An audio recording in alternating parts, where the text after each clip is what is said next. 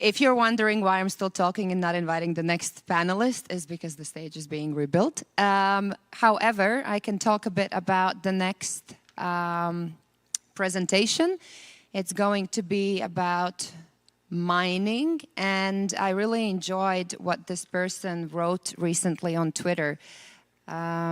Most people, so I'm going to quote him, most people miss the real story behind Bitcoin mining. It's not all machines and megawatts. It's men and women showing up every day, solving real problems and rebuilding pride in forgotten communities.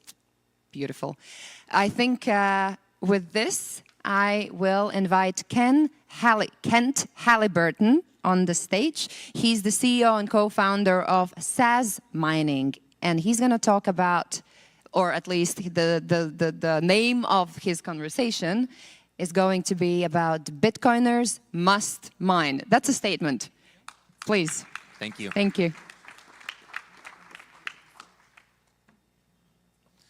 Yeah, not that we should mine, or maybe we can mine, but we must mine. That's what I'm here to talk about.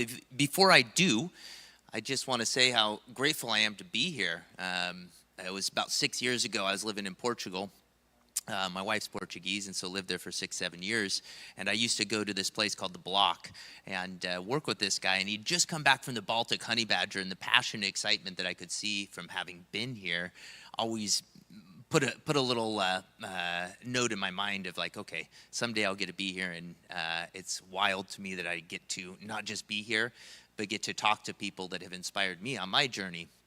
So grateful for that experience. But why Bitcoiners must mine? I'm going to get into that. But before I do, I want to first address a point that I don't think I've heard many people talk about. But Bitcoin is a 0-to-1 innovation. We've heard that a lot.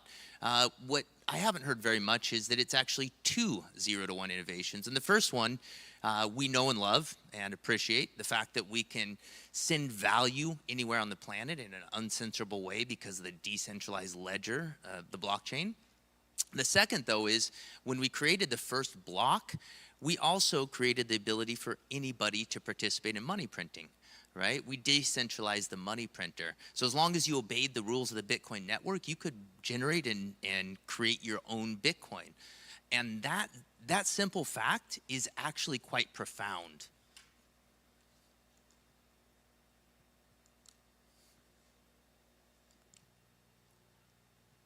So when I say Bitcoiners must mine, I think it's first important to define what a Bitcoiner is, because I've not actually heard a definition for this. So this is what I'm going to use throughout the presentation, although it may not be agreed upon.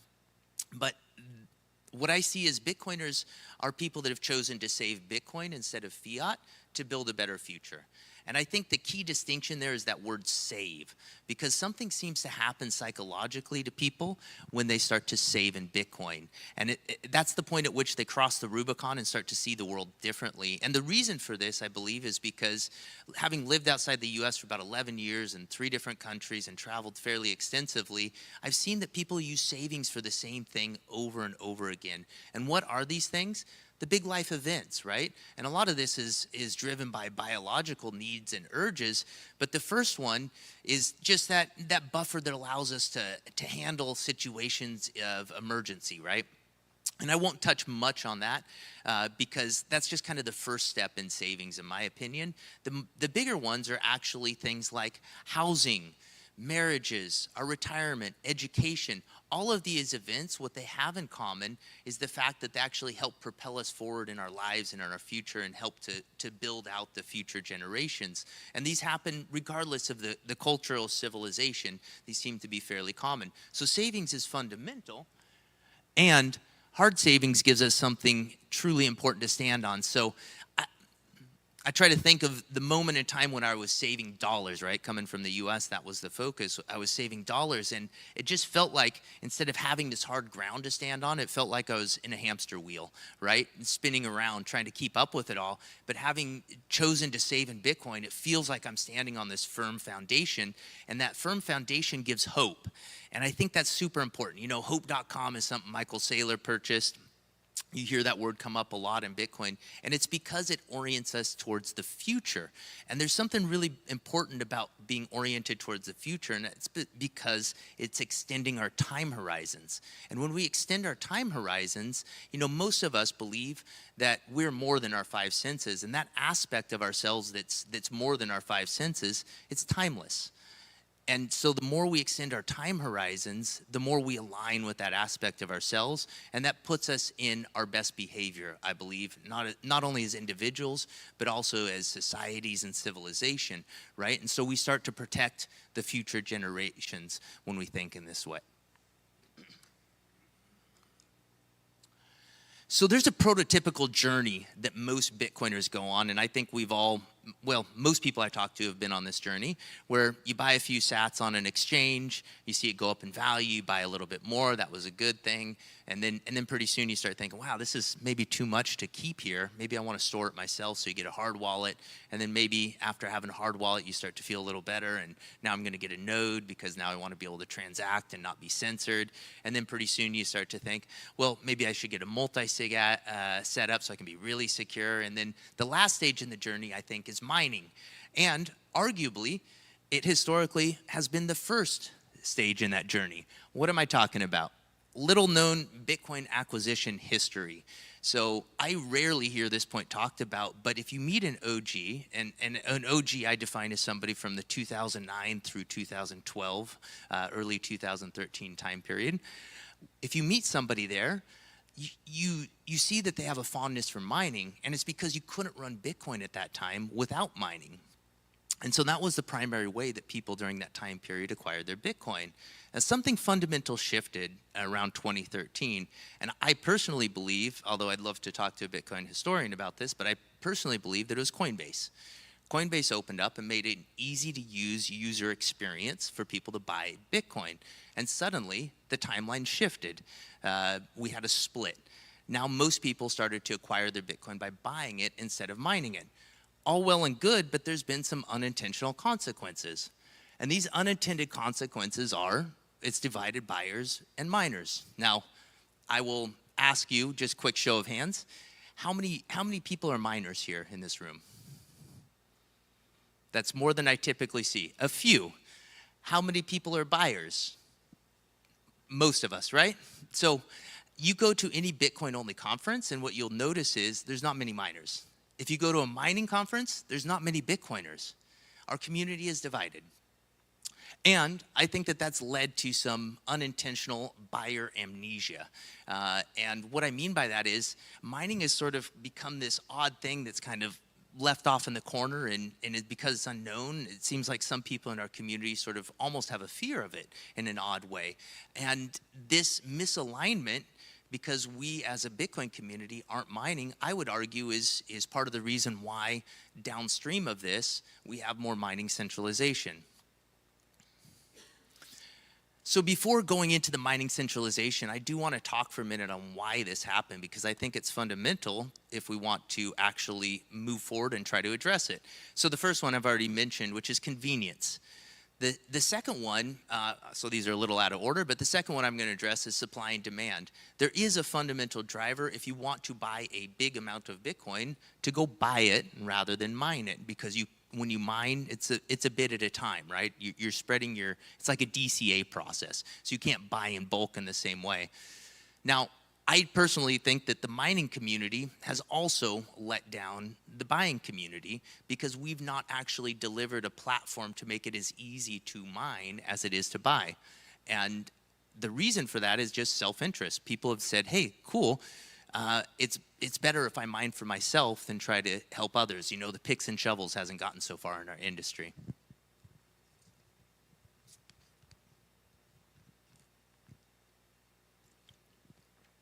And the last point is a bit subtle, but exchanges, their primary revenue stream is making money off of the exchange from Bitcoin to fiat, right? They take a cut of that. And so they don't have a lot of interest in driving people to mine either. So they're totally happy taking that revenue stream, and frankly, mining is a competition for Bitcoin acquisition. So let's talk about mining centralization, because this concerns a lot of people, including me. And I would argue that we have actually allowed the mining centralization to happen. And the reason for that is because we as a community have been buying instead of mining to acquire our Bitcoin. Had we been mining, we would not have allowed the mining centralization issues to happen, because we would have felt the network threatened and we would have worked to try to avoid it. Now that's a counterfactual I can't prove, but I am going to make a couple points about mining centralization that I think are pertinent to that thesis. So miners are primarily chasing fiat on the Bitcoin network. Now that may sound odd, but if you're a publicly traded company, you have a fiduciary responsibility to return dollars, not Bitcoin. So by definition, you're using Bitcoin as a proxy to get more dollars. And that's a lot of the hash rate on the network. And you can see that there's other centralizing forces that have happened. So this was as of just a couple weeks ago, but about 47% of the hash rate on the network was aggregated in 2 mining pools, Amp Pool and Foundry. That's just two necks to choke to be able to double spend a Bitcoin transaction, shaking the whole faith and confidence in the entire network. That's not much. That's worrisome. Now, there are solutions in place, Ocean mining pool. There's other Stratum V2 mining pools spinning up to try to separate this a bit better. But the other one is the hardware. The supply chain right now for mining rigs is 65% dominated by Bitmain. Again, single throat to choke there.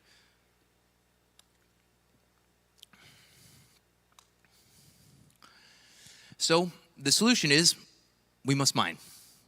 There's no way around it. And I think there's actually 3, instead of just sitting here and finger wagging at everybody, I actually think that there's 3 reasons. 1 is economic, 2 is moral, which I've done a lot of moralizing already, but 3 is strategic. And I'm gonna go through each of these. So the first one is the daily cost to mine a Bitcoin. So we've got a nice calculator on our website that portrays this, but this very simple fundamental fact of how many sats you're getting for the energy you consume, turning that into a price point is something that I display this to many people, and they're kind of surprised. They're surprised to see that for $40,000 less, you can be dollar cost averaging through electricity into a Bitcoin position. And I think the reason why is because a lot of people have conflated dollar acquisition for Bitcoin acquisition. So when you get into mining, you have to make a decision. What is my money? What am I trying to get? And unfortunately, people have analyzed this and tried to put together Bitcoin acquisition and dollar acquisition, trying to trade cycles, and it's really confused people. That's fault of the mining industry. But if you're a Bitcoiner, you want more Bitcoin. So if you want more Bitcoin, how should you be looking at this? Well, easy. Am I getting more sats by buying or by mining? That's it. And so from that standpoint, it actually doesn't make a lot of sense to talk about ROI. I mean, you've got a 0 to 1 innovation here. It's the only way to generate new Bitcoin. And I will say that again because it took me about 2 years being in mining to make that realization. It's stupid simple, but Bitcoin mining is the only way to generate new Bitcoin. So why would we put dollars into something and then evaluate how long it takes for dollars to come out? You want to see what is the price of the Bitcoin that I receive. So trying to get people away from an ROI mindset and instead a comparison to the exchange price mindset is part of the journey here. The second one that I actually think is more important right now, as the walls of the surveillance state have been closing in on us, is the wild sats, right? I don't like to talk about them being KYC free too much because of the regulatory eye of Sauron that might come down on us. But the reality is this is a hardware-based experience. You're converting electricity through hardware into Bitcoin. And as a result, it's not in the banking sector. You know, it's not subject to those regulatory walls. And if you're able to get more sats for your dollar, well, it's a shorter time frame to fiat independence, right? Which I think is what most of us are working towards for ourselves and our families. So the moral case, alignment matters. And I've touched on much of this already, but you know, having our social layer here all participate in mining, that's going to put skin in the game for our social layer in a way that right now, just by being part of the ledger, we don't have that same skin in the game. And that makes our network less reliant on corporate profits, you know, the quarterly cycle. I've worked for a publicly traded company. Believe me, these publicly traded mining companies are making decisions that are not always in the best interest of the network when they're deciding when and where to deploy hash rate. Our network becomes more decentralized as the ownership spreads out, so that's helpful. And our community becomes more united. Things like the op return debate that flared up earlier this year would be much less likely to happen. So the strategic case to mine is probably the most controversial of the three ideas I'll throw out there, but I believe our behavior right now is being driven by Gresham's law. What do I mean by that? I mean that we are driven to get rid of our bad money and hoard the good money. And you can see this right now, I believe, because the liquidity profile for this cycle is fundamentally different than any of the other previous cycles.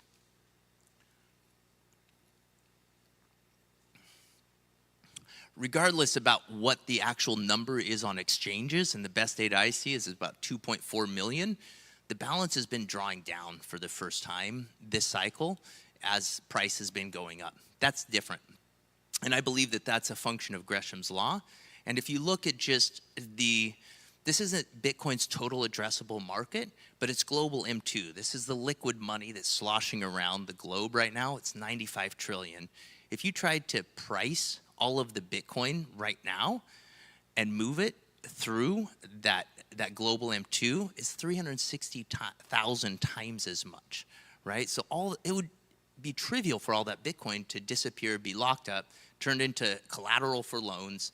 It just seems obvious to me that that will wind up happening at some point, and that'll move us to an earn phase from a buy phase. So getting involved with mining sooner than later is a strategic angle. So Bitcoin is a ledger and a legacy.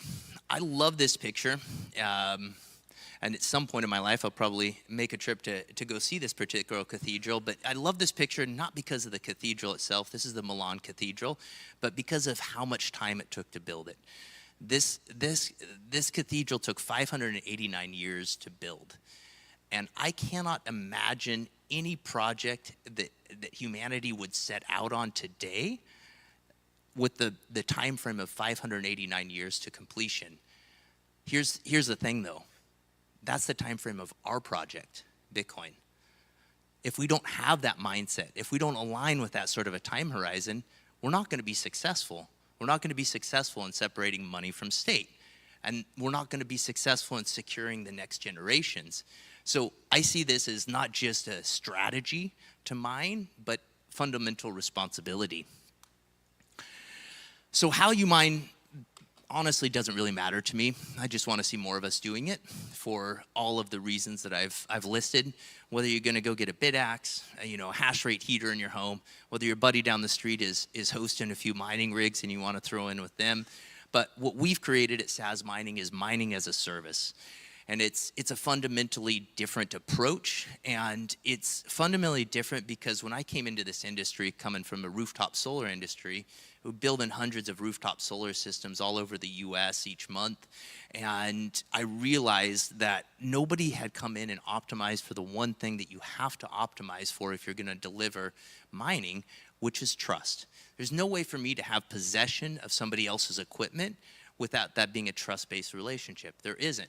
So thought long and hard about how to do it and said, look, I could make money selling hardware. I could make money selling electricity, but if I take a portion of the block reward now and build my entire business based only on that, now I'm not feeding myself unless I'm delivering for my customers. So that's how we built the business model.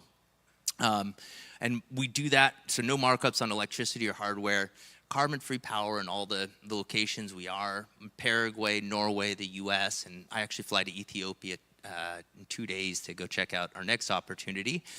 But our customers own the mining rigs, they own the serial numbers, it's their Bitcoin all the way through, we never touch it, we just have the mining pool split off a portion of it to us as our revenue stream, and so we only earn when our customers do. So that's us at SAS Mining.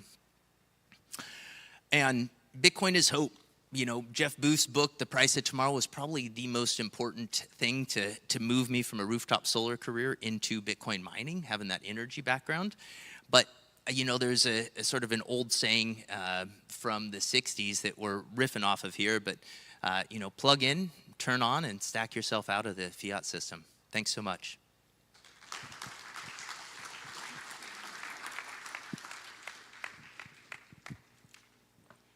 All right. How many people are on their way running to mine at the moment? Wow, this is more hands than before when Kent asked about the miners. So that's good. Anyhow, we are...